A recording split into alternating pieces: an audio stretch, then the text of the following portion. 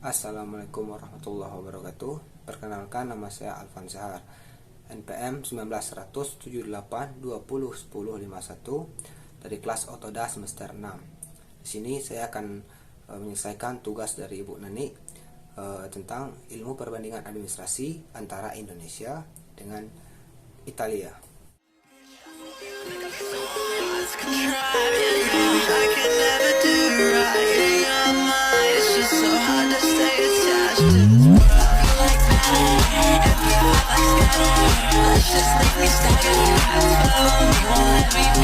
Baiklah, sebelum masuk ke materi, saya akan menjelaskan sedikit mengenai Italia. Italia merupakan negara yang dikenal sebagai negara sepatu bot. Hal itu dikarenakan bentuknya yang menyerupai seperti sepatu bot.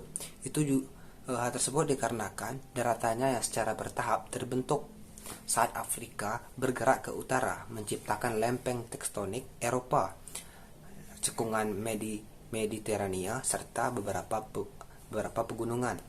Italia juga memiliki lagu kebangsaan layaknya Indonesia, seperti Indonesia yang memiliki lagu kebangsaan yaitu Indonesia Raya. Italia juga memiliki lagu kebangsaannya sendiri yaitu Canto degli Italiani yang seperti berikut.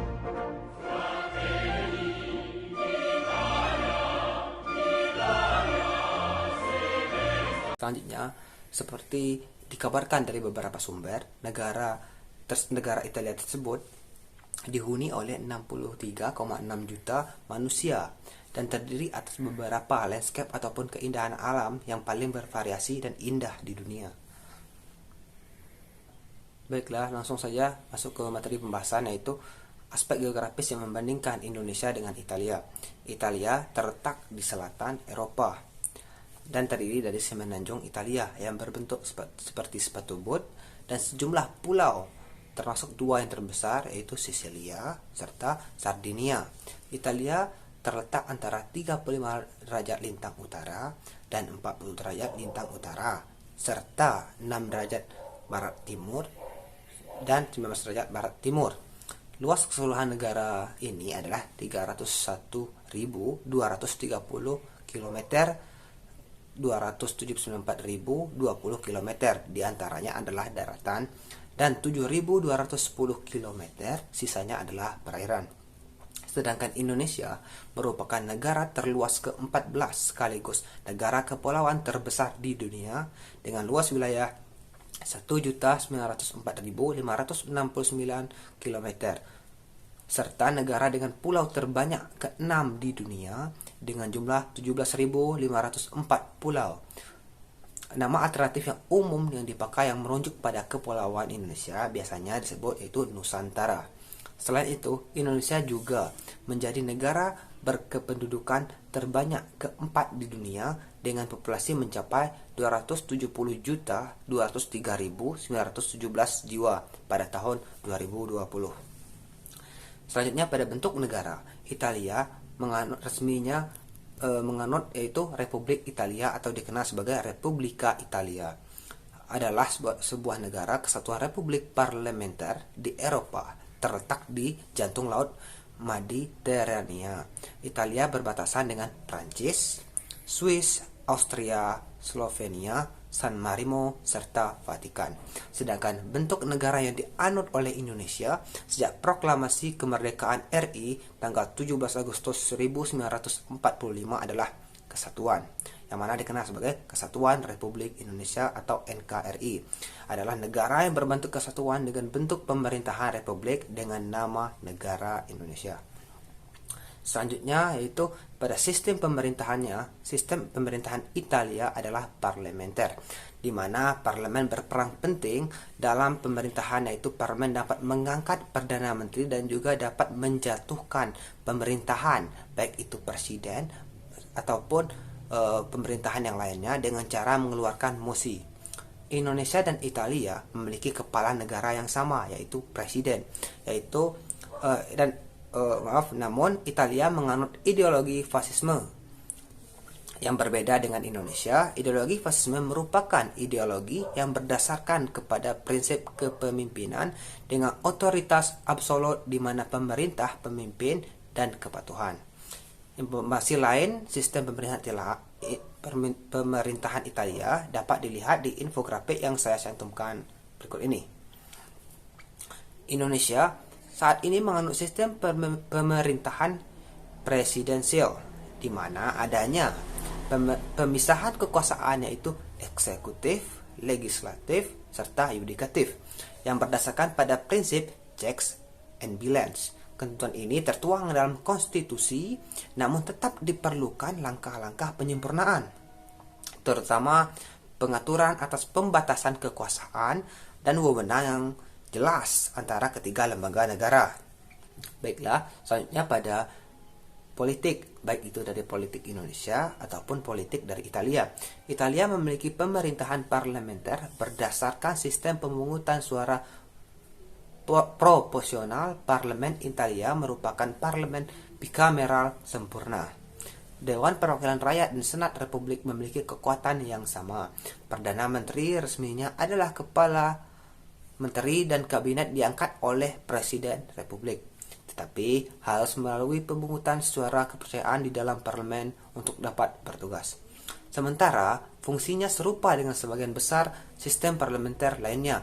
Perdana Menteri Italia memiliki otoritas yang lebih lemah daripada beberapa kekuasaan untuk meminta pembubaran parlemen atau memberhentikan menteri.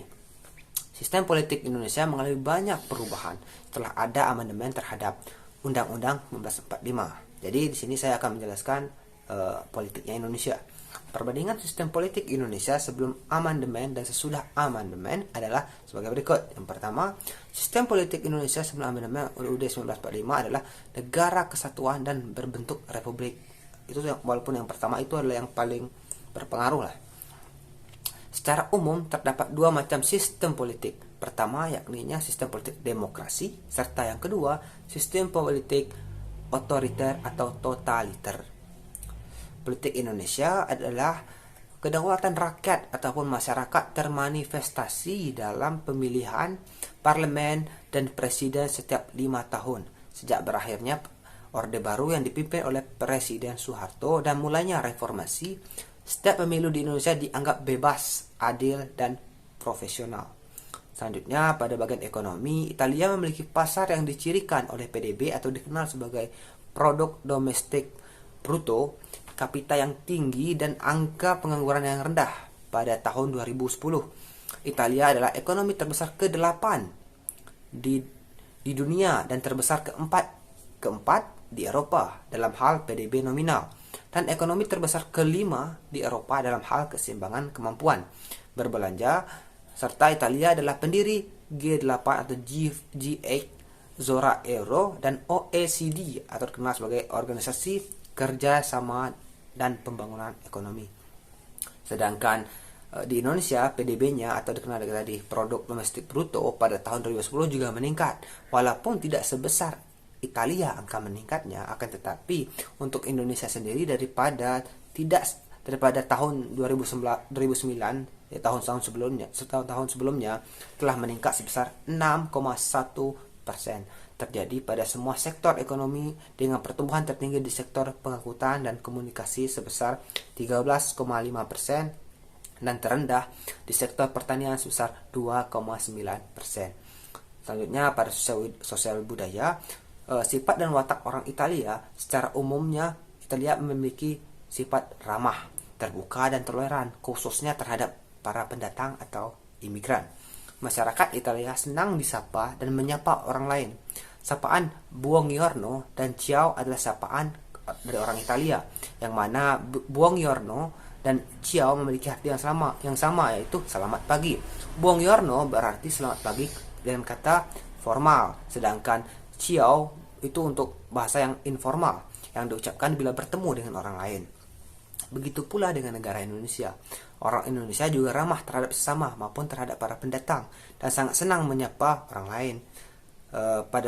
Kalau dibandingkan di segi kesehatan, biaya kesehatan di Italia itu termasuk sangat tinggi. Karenanya masyarakat Italia mengalihkan resiko kesehatan kepada lembaga asuransi.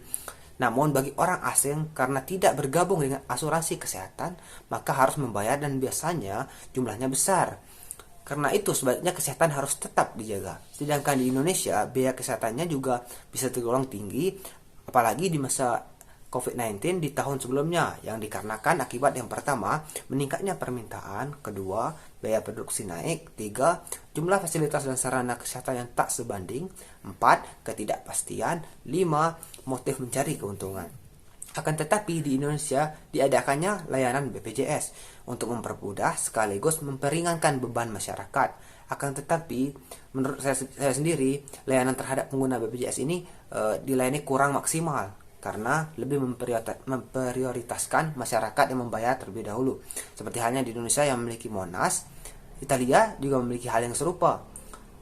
Jika di Indonesia dikenal dengan Monas yaitu monumen nasional, Italia juga memiliki menara miring atau disebut dengan menara Pisa, atau orang Italia tersebut menyebutnya dengan Torre di Pisa, yang merupakan monumen yang terkenal dan dikenal oleh dunia.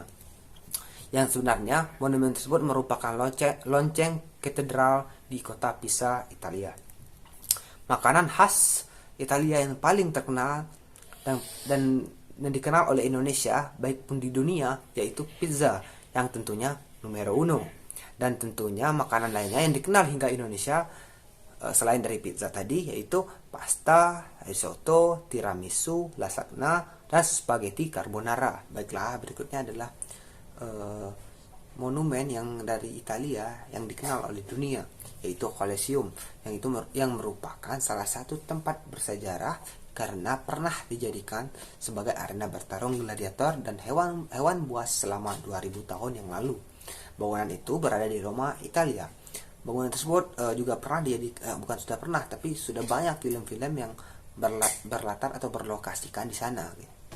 Baiklah, beberapa kultur shock yang saya ketahui ataupun saya pelajari di waktu saya mencari referensi mengenai perbandingan Italia di Indonesia. Yang pertama itu WC umumnya.